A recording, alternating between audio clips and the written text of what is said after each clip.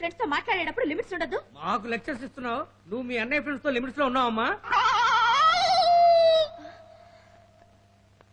చెప్తాను పని. మిస్టర్, ఒకసారి లోపలికి వస్తావా?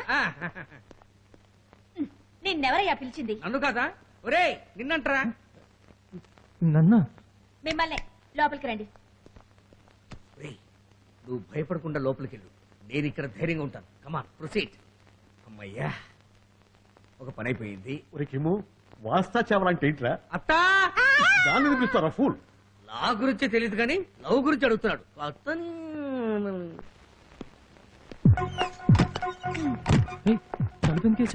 మన ప్రేమ విషయాలన్నీ అందరికీ చెప్పుకుంటూ తిరగడమేనా నీ పని? నేనెవరికి చెప్పలేదు. మరి నువ్వు చెప్పకపోతే కిమ్ముకి ఎలా తెలిసింది? నా వంక చూడు. మా అన్నయ్యతో కలిసి నువ్వు కూడా అమ్మాయిలకి బీటేస్తున్నావని తెలిసింది. తోలు తీస్తాను, జాగ్రత్త. పో.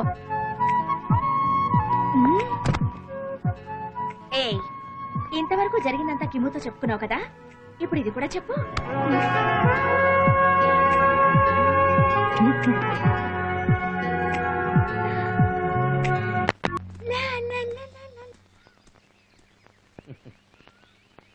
ఏంటమృత, చంద్రుతో డ్యూయట్ పాట అయిపోయిందా? ఏంటి వేళ కొడవా? నేను చంద్రుతో ఎప్పుడు కావాలంటే అప్పుడు డ్యూయట్ పాడుకుంటాను. నీకెందుకు? నాకేం లేదమ్మా.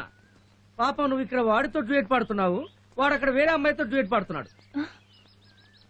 అయినా నాకెందుకులే, నేను ఊరెళ్తున్నాను, నీతో చెప్పెళ్తామని వచ్చాను అంతే. ఆగు. ఏదో చెప్పాలని వచ్చావు, చెప్పకుండా వెళ్తే చంపుతా. చెప్పకపోతే నన్ను చంపుతావు, చెబితే వాడిని చంపుతావు. అయినా నిజం నిర్భయంగా చెప్పేస్తాను. చూడు సిస్టర్, చంద్రు నువ్వు అనుకున్నంత అమాయకుడేం కాదు. వాడికి ఆడపిల్లలంటే చెరుకు ముక్కలతో సమానం. ఎంతో మంది కాలేజీ అమ్మాయిలు వాడితో తిరిగి క్లాస్ తప్పారు. రీసెంట్ గా ఒక అమ్మాయి నెల కూడా తప్పింది. ఎవరా అమ్మాయి? గండు పులిరాజు గారి అమ్మాయి మహేశ్వరి. చూడమ్మా, నా స్నేహితుడు చెల్లెలు కాబట్టి చెప్తున్నాను, ఇంతటితో నువ్వు చంద్రుని మర్చిపోవడం మంచిది. నేను వస్తాను.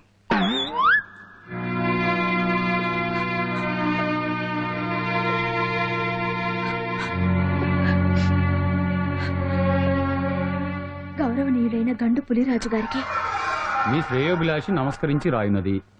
నర్సాపురంలోని జడ్జి రాజశేఖర్ గారి ఇంట్లో ఉంటున్న చంద్రశేఖర్ అనే కుర్రాడు మీ అమ్మాయి మహేశ్వరిని ప్రేమించాడు.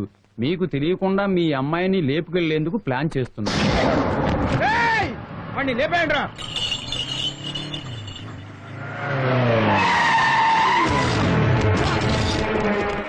బుద్ధి లేదు, ఎక్కడ చూసి నడుపుతున్నావు?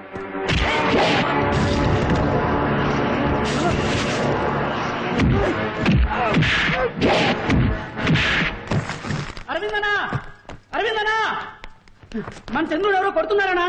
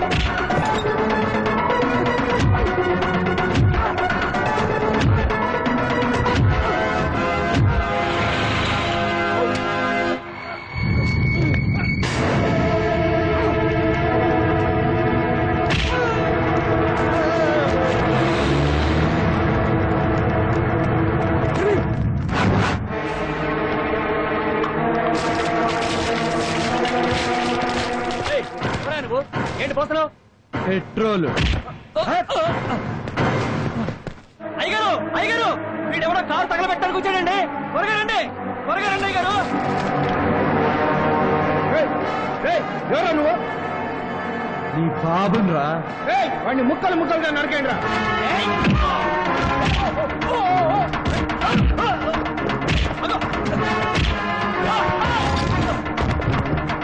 అరవింద్ వద్దు అరవింద్, నా మాట విను ప్లీజ్. పోరా.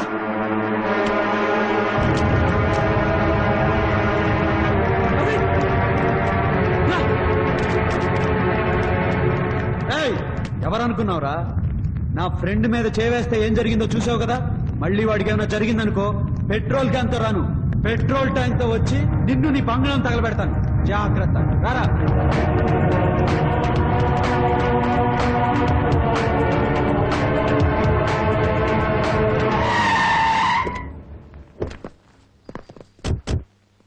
జడ్జి గారు ఉన్నారా మేడం? క్యాంపుకి వెళ్ళారు. ఎందుకు? అరవింద్ చంద్రులు పులిరాజు గారి ఇంటికి వెళ్ళి ఆయన కారుని తగలబెట్టారు మేడం.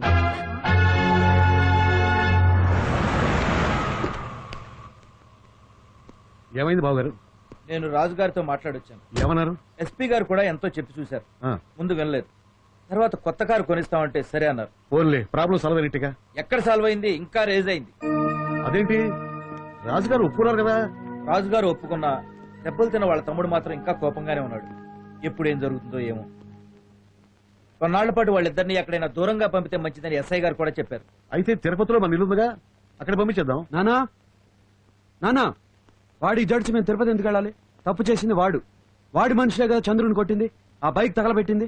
అది కాదురా, ఇటురా. చంద్రు మంచివాడని నీకు నాకు తెలుసు, కానీ బయట వాళ్ళకి తెలియాలిగా. ఇదిగో ఎవరో చంద్రు గురించి చెడుగా రాసిన లెటర్.